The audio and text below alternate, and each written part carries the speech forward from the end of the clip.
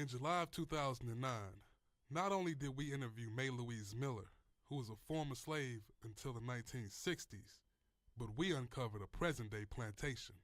We're concealing the identities of those living on this plantation to protect them from any repercussions. If you had housing in the city, would you move, where you would pay like $70 a month?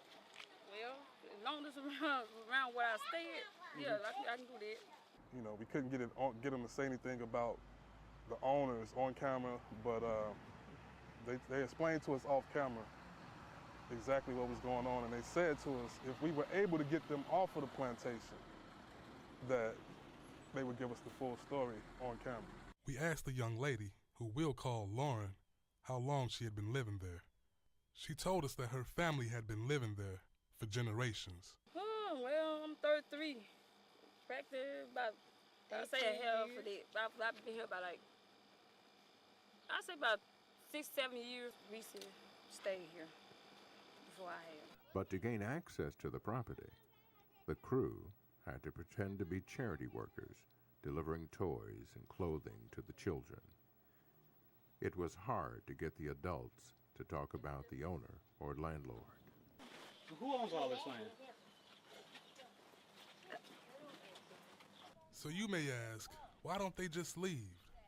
Does the word conditioning come to mind? We wanted to learn more about the people of the Mississippi Delta. So we spoke with Cassandra of Marks, Mississippi. Cassandra explains that her grandmother was an outright slave until the early 2000s. My grandmother did pick cotton. She worked for the white folks, so to speak, till she was like 75.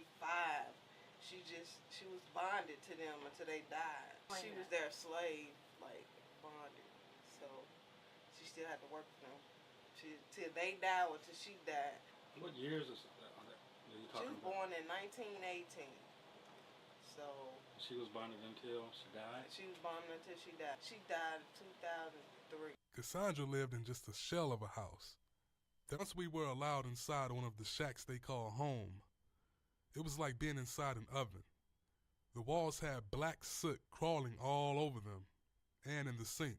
It was difficult to film because we had to watch where we stepped because the floor had holes in it that led directly to the ground. And when you physically go down to that part of the country and you see this vast amount of land that's being controlled by a few people, you realize it's hundreds and hundreds of miles away from anybody, and they can basically just do what they want.